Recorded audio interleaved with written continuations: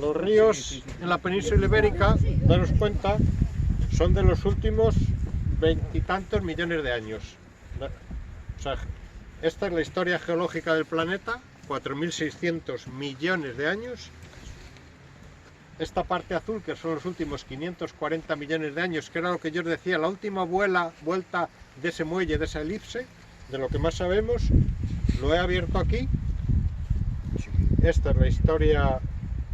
La mayor parte de las rocas de Sober son, os voy a soltar un nombrajo para que veáis que sé mucho, del Ordovícico, de hace unos 400 y pico millones de años, y los ríos de la península ibérica, cuando la península ibérica se basculó hacia el oeste y se generó el Duero, el Guadiana, el Guadalquivir, todos estos, son veintitantos millones de años. Bueno, pues el Sil es mucho más antiguo, es de por aquí. Y entonces era lo que os decía yo, que el río Sil, estaba el río Sil, y luego se elevó el terreno a su alrededor. El tonto cortando queso, ¿no? Esa es la historia. Bueno, pues ahora hay una pregunta. ¿Por qué los ríos erosionan el terreno?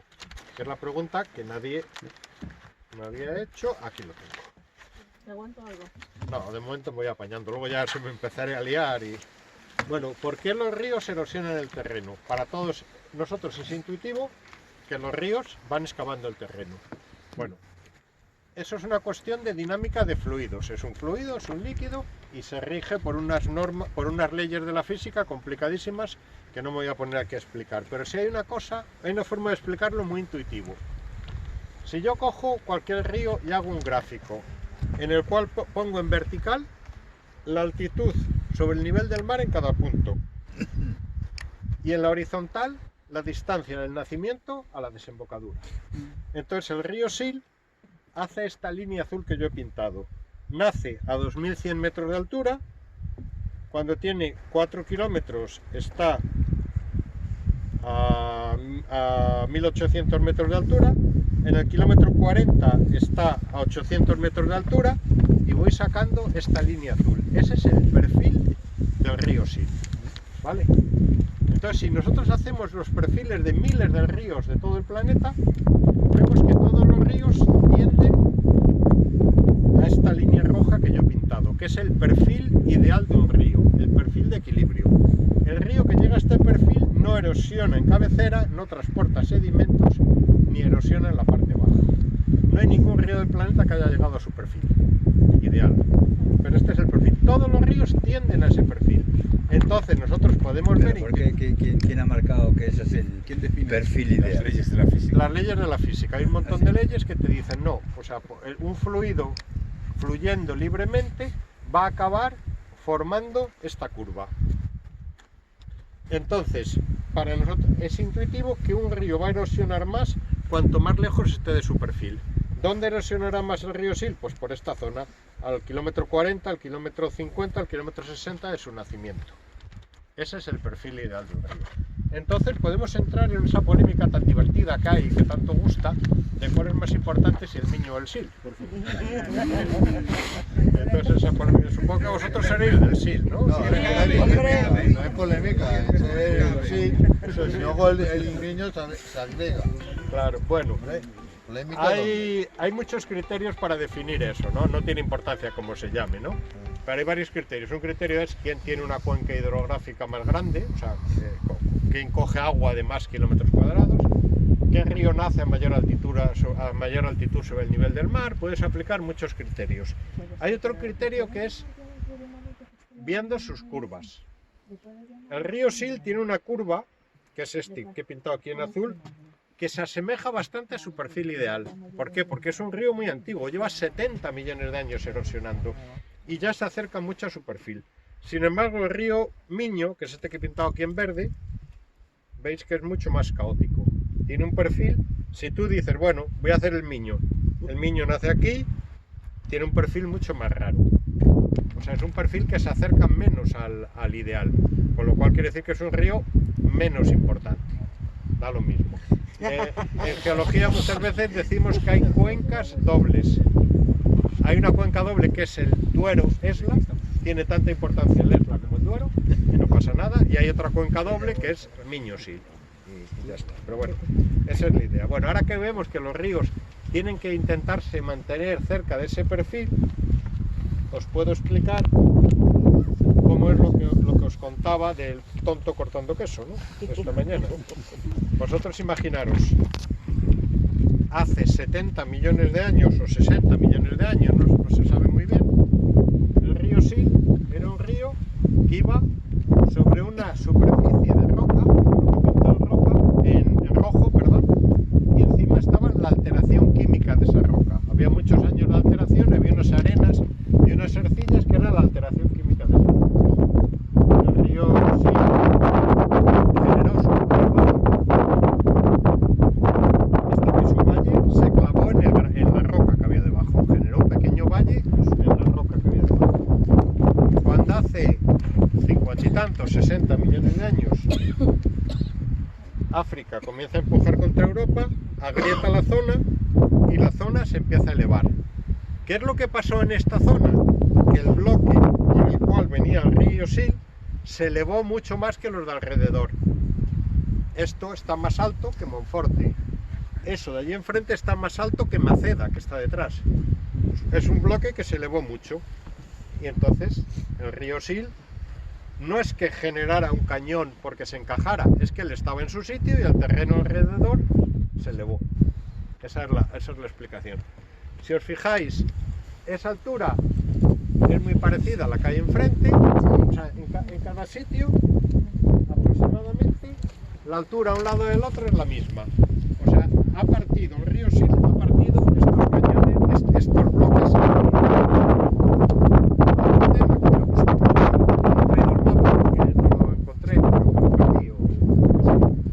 Pero lo vemos igual de objetivo.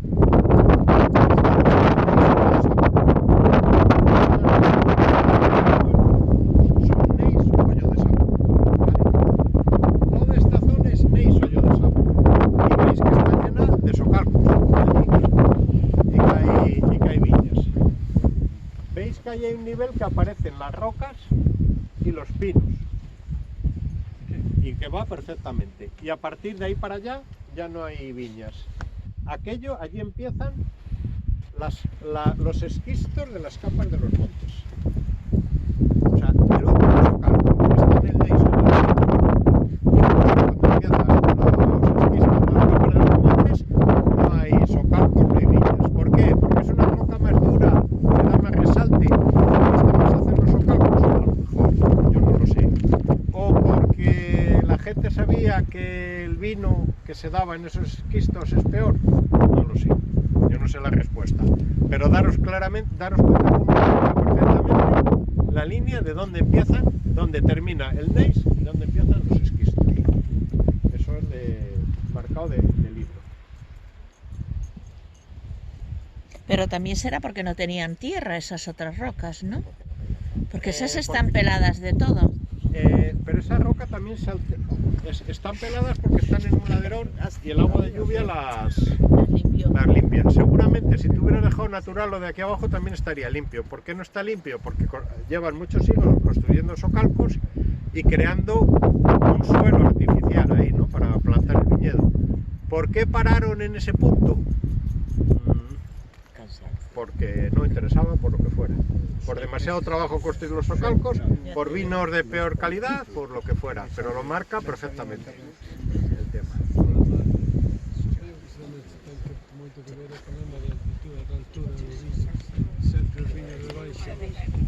Ya, pero ahí arriba es hoyo de sapo y hay socalcos y allí a la misma altura no hay.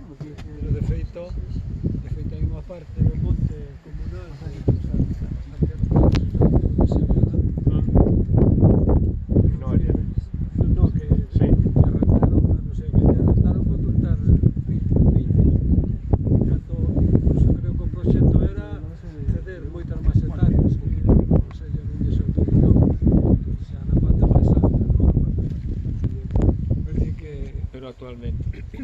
pero eso sí, bueno, referiéndose a historia, yo entiendo que es... Claro, es que ahora las excavadoras lo pueden todo.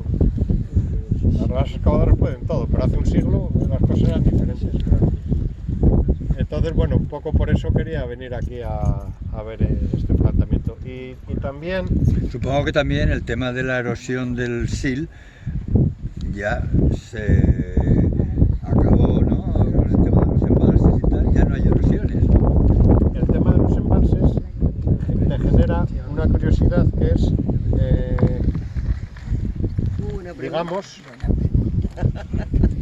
digamos que esto era así. Claro, yo esto lo he falseado, os he engañado vilmente. ¿Por qué? Porque yo he hecho el Sil desde su nacimiento a la desembocadura en el Miño, en el Atlántico. En el Miño. En el Miño, pero por eso Ah, hice, sí, Hombre, en el no, Miño, sí, en el sí. Miño, en el Atlántico, pero por eso hice este otro de 375 kilómetros de largo, que este Sil, esto sí es la Guardia, es la desembocadura en el Atlántico. ¿Qué pasa? Que si yo construyo un embalse, sobre todo un embalse grande como estos, al río le engaño. De repente el río dice, cuando llega ahí a un poco más acá de Quiroga, que llega al reculaje de este embalse, dice, ah, el agua se embalsa, desemboco. Estoy desembocando aquí. Yo llego al mar, llego a aguas paradas, estoy desembocando. Ya. Un río, cuando tú le construyes un embalse, le confundes. Le confundes porque dices, ah, se acabó. Este es mi nuevo nivel de referencia. Yo ahora ya desemboco aquí. Él no entiende lo que pasa más abajo. Entonces, desde el momento que has empezado a hacer embalses, has empezado a confundir a los ríos. ¿Qué pasa? Que este embalse es del año 50, 50 y tanto, 53, 80 años. 80 años en 70 millones de años no significa nada. Al río le da lo mismo, o sea, es una cosa que para él no tiene. Dentro de unos millones de años podremos hablar de los embalses, ahora no tienen valor geológico, ¿no? Pero sí es verdad que si tú embalsas estás equivocando el nivel, el río considera que desemboca allí. O sea, ese milímetro de erosión ya no se produce. Ya no se puede. En un millón, O sea, hay que esperar que pase. lo está acumulando en la presa, Sí. ¿no? Depósito de material. Pero la cantidad de material que... Los embalses se acenagan muchísimo. Se acenagan muchísimo. Ahora ya hay una polémica porque hay en la cuenca del Duero hay determinados embalses pequeñitos que ha llegado Confederación y ha dicho, están acenagados, ya no interesan, los voy a derruir porque están acenagados, voy a quitar la presa. Buah. Todo el mundo protesta. O sea, la gente protesta porque hacen o sea, la gente no quiere cambios. Protestan porque hacen un embalse, pero cuando la Confederación dice, vale, ya no me sirve, lo voy a deshacer, también protestan. A ver, ¿dónde nos bañamos? ¿Dónde nos caso es bañamos? protestar. Nos tiramos un catamarán, a ver. Es que hay pajaritos de no sé qué, pero mire, los pajaritos aquí no eran naturales, vinieron por el embalse. Entonces ya hay varias presas que la Confederación dijo de derrumbarlas y no las derrumban porque protesta la gente. Las presas se acenagan y sobre todo en sitios como los Andes y sitios así de geología muy moderna, los ríos se erosionan muchísimo y los embalses, un embalse como este lo construyes en los Andes y se te acenaga en 5 años. Tienen que hacer pequeños embalses por encima para que limpien el río, para que se acenaguen e irlos limpiando, porque si no en 5, 10, 15 años el embalse se llena de sedimentos. Entonces, bueno, pues este embalse, evidentemente, dentro de unas décadas, posiblemente de unos siglos, se llene de sedimentos.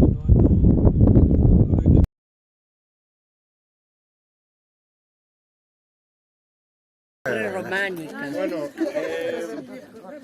este es el sitio donde he visto el hoyo de sapo de grano grueso, el bonito, con los cristales grandes, donde lo he visto con cristales de cuarzo, no azul, pero con cristales de cuarzo metidos en medio, que esos cristales de cuarzo son volcánicos. Si se mira al microscopio y se sabe ver, se ve que son de origen volcánico. Es el sitio donde mejor lo he visto. ¿Qué pasa? Que problemas. Primer problema, esto es Galicia. Llueve mucho, sale mucha vegetación y entonces te lo tapa. Esto en Alicante es una maravilla, se ve de cine, porque como no hay vegetación, ver la geología mucho mejor.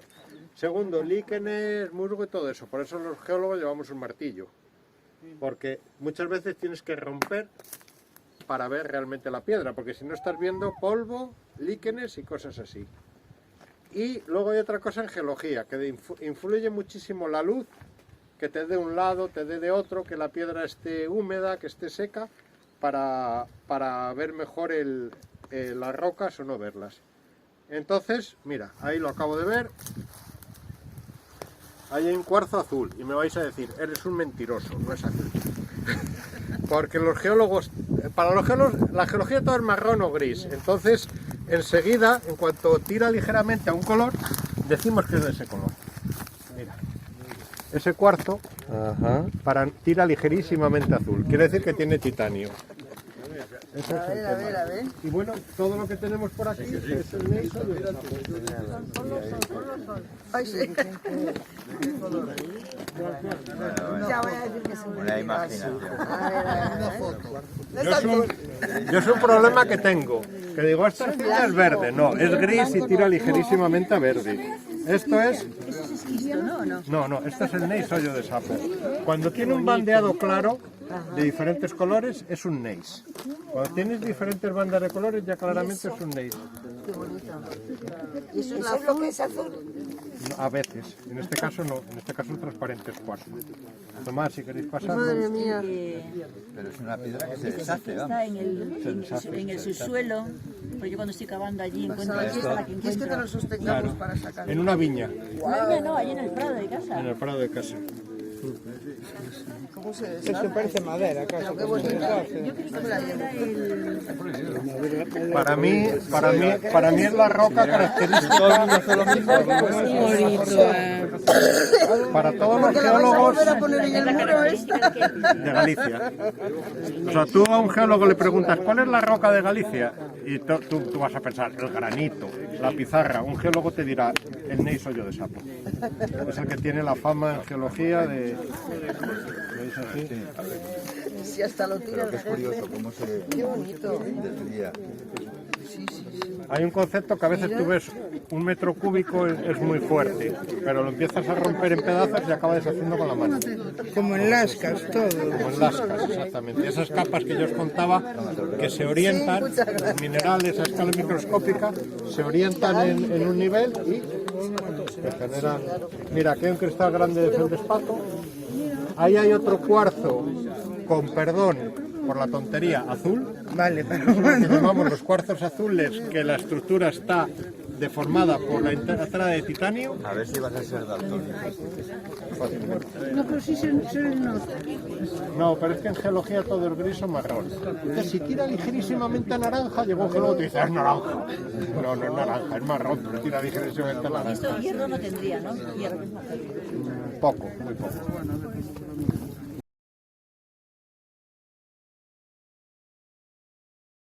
De Óscar, hemos parado aquí un momento para ver esta roca blanca, este cuarzo blanco que entra formando una veta totalmente.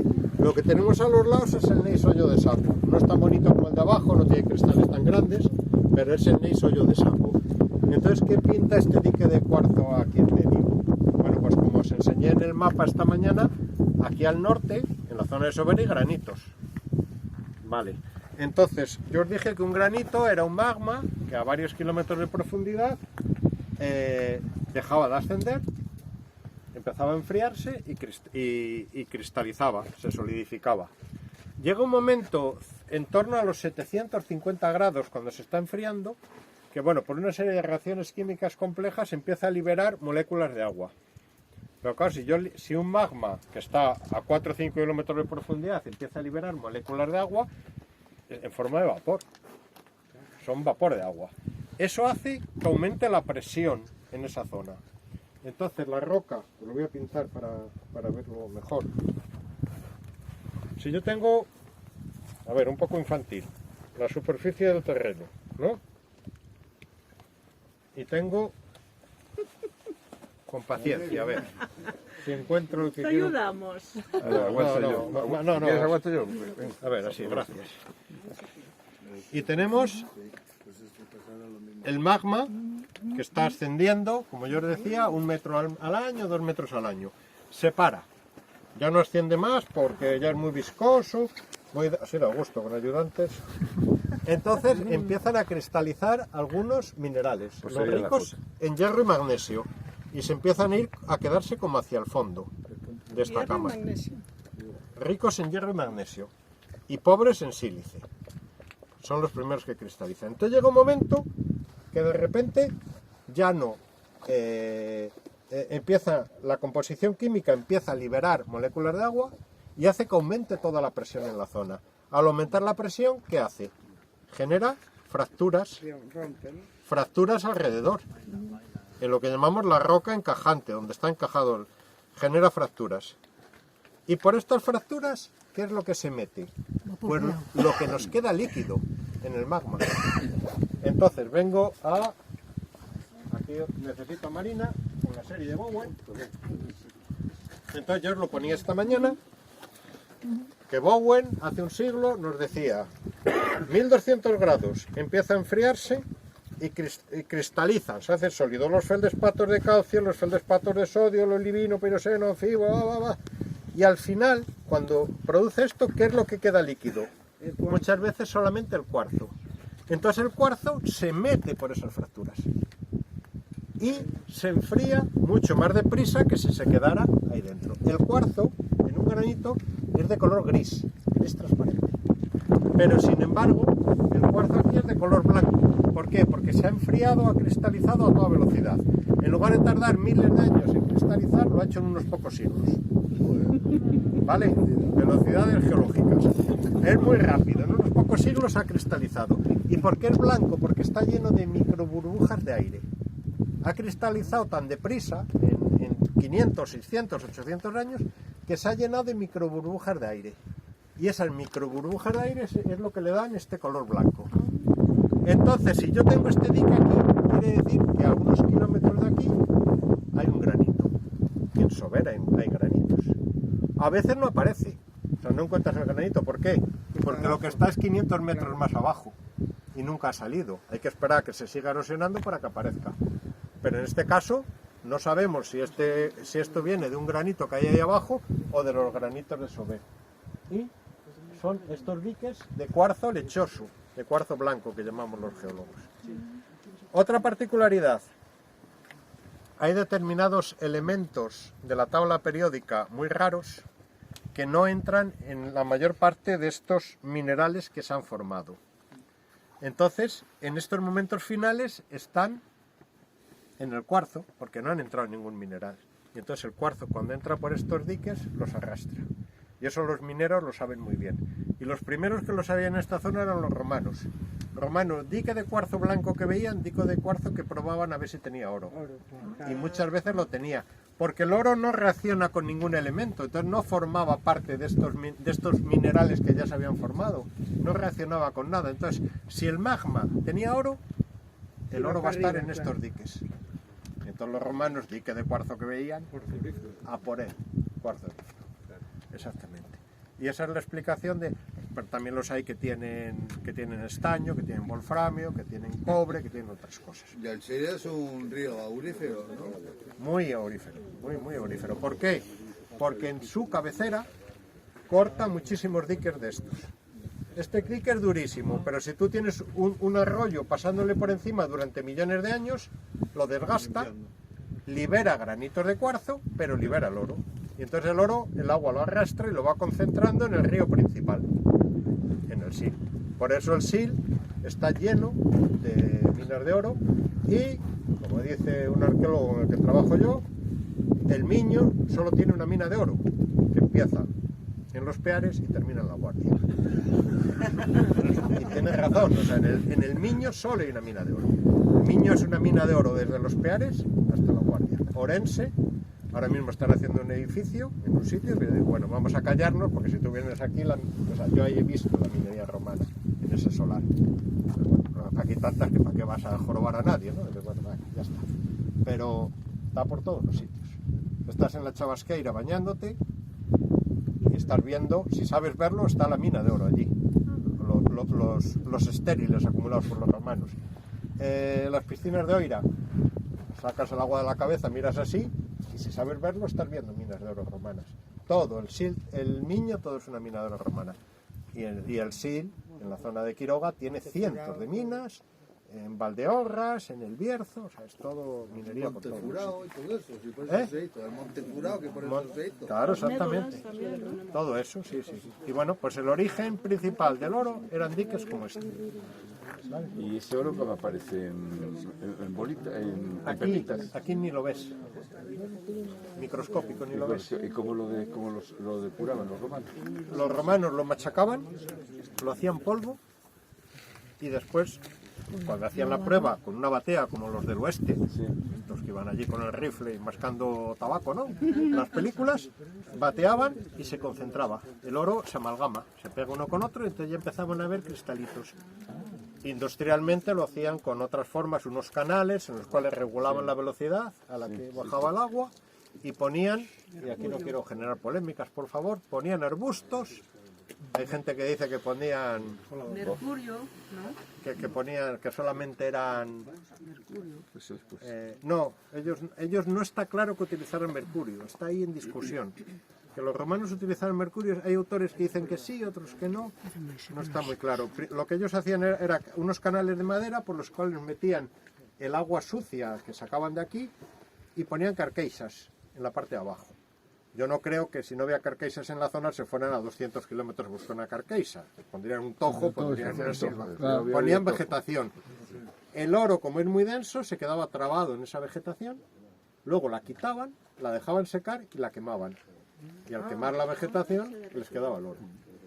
Eso por aquí hace 2000 años lo estaban haciendo por todas las esquinas. Si damos el reloj para atrás 2000 años, nos hartamos de ver hacer eso. Lo estaban haciendo aquí a patadas. Pero las partículas eran mínimas, o sea que ver eso, encontrarlo era... No, porque ellos en el momento que tú lo bateas y eso se amalgama. Empiezan a juntarse con otro, pero sí, eran partículas diminutas. Luego en el cauce de los ríos se iban pegando unas a otras y entonces ya encontrabas pepitas, pues a lo mejor de 2 milímetros, de 3 milímetros, que ya las veías. Pero ahí está a unos niveles que es muy difícil de ver, tienes que tener muy buen ojo para verlo, muy pequeñito. Vale, bueno, Seguimos, sí.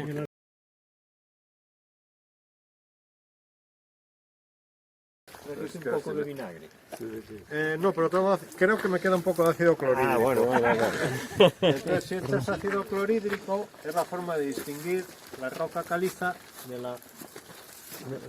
es que creo que no me queda. Debería hacer burbuja. Sí, ahí hace un poquito de burbuja. A ver, si las es hace, que está, ¿qué es? está tan sucio. Es un carbonato. Es dióxido de carbono que se está... Hace poco, pero algo... Al ser mármol hace menos que si no estuviera Hombre, recristalizado. si la echas aquí, a lo mejor... Ahí mejor, a ver. Que está más limpio.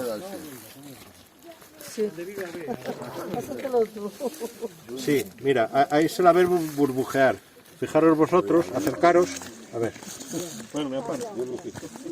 Si os fijáis, burbujea un poquito. Eso no tocáis porque quema, No hagáis sombra. pero eso te indica que es un carbonato. Que es carbonato cálcico, reacciona con el ácido clorhídrico, emite CO2 que burbujea.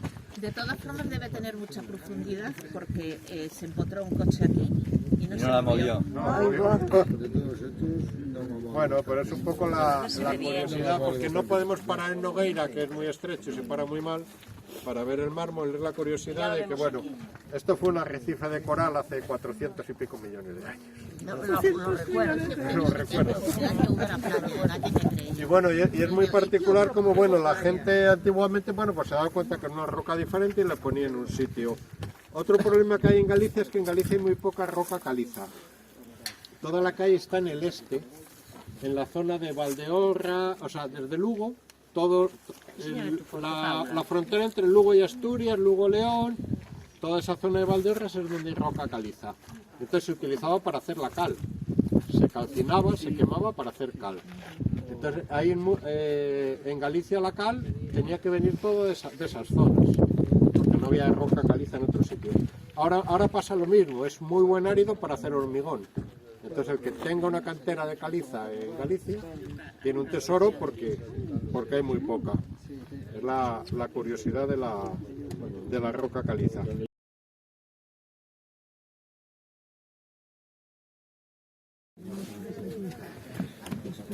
La roca que tenemos aquí, de color marrón claro, es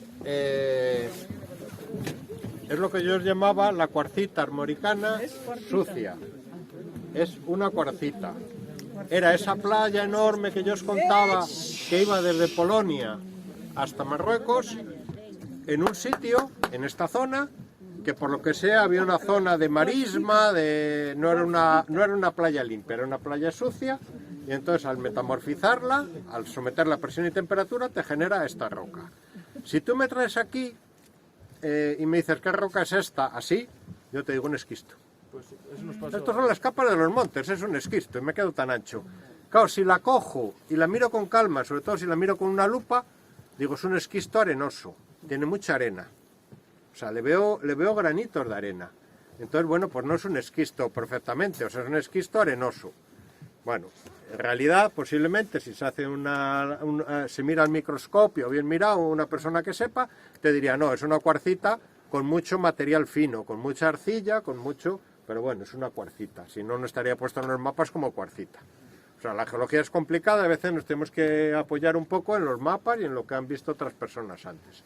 Entonces es una cuarcita que tenía que ser una roca dura, gris o blanca, muy dura, sin ninguna ojosidad como esta, pero como tenía esta contaminación de material fino, se ha generado esta ojosidad, esta esquistosidad, y nos da este aspecto tan complicado.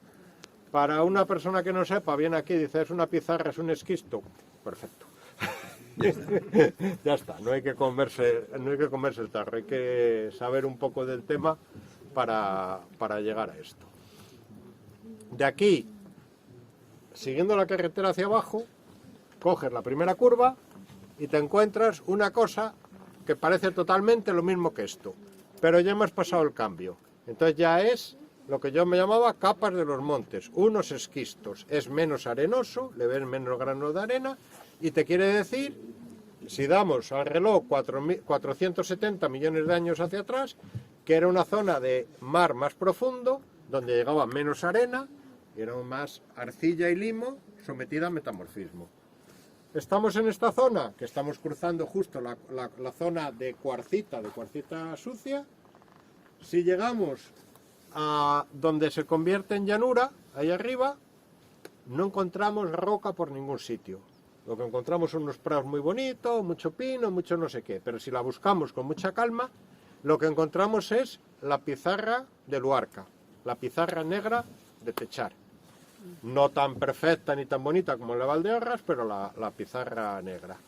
Y más allá, en el pueblo de Nogueira, que es este de las curvas que hemos pasado, pues es donde, si nos ponemos a buscar con mucha calma, encontraríamos el mármol. Y esta es un poco la historia. Entonces, bueno, pues lo que tenemos por debajo te refleja aguas profundas, esto te refleja playa, y más arriba te vuelve a reflejar aguas profundas. Y eso es lo que nos dicen las rocas de Sober. Porque si entramos ya en otras cosas más complicadas, de clasificaciones y eso, pues no merece la pena. Y yo creo que esto es más atractivo verlas desde este modo de verlas que otros. Como curiosidad, que creo que lo contaba en el coche, para vosotros no os lo he contado, la cuarcita armoricana, cuando es como la que se ve en la mina de Freiso, que es una roca gris clara, durísima, que no hay quien la rompa a martillazos, y cuando la rompes corta, que era con lo que los hombres primitivos hacían los cuchillos y los punzones y estas cosas, en toda España es muy tradicional que ahí se construyan las presas. ¿Por qué? Porque es una roca muy dura, que al río le cuesta mucho erosionarla, entonces te genera una quebrada, un sitio donde el río se estrecha mucho. Entonces es un sitio muy bueno para cerrar el río y hacer una presa. Por eso, y porque el ingeniero viene y dice una roca súper dura, donde puedo cimentar una presa sin ningún problema.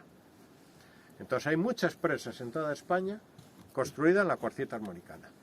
Curiosidad, la presa de Santo Estevo. La presa de Santo Estevo, tú ves el mapa geológico y ves cuarcita armoricana, granito, y la presa justo en el granito cuando empieza el granito. ¿Por qué? Porque la cuarcita armoricana es como esta. Entonces llegó el ingeniero y dijo, uy, aquí no cimento porque esto se me rompen lajas, en capitas, se me rompe. No, yo me voy a hacer la presa en el granito, que me da más competencia para hacer la presa. Es la curiosidad de...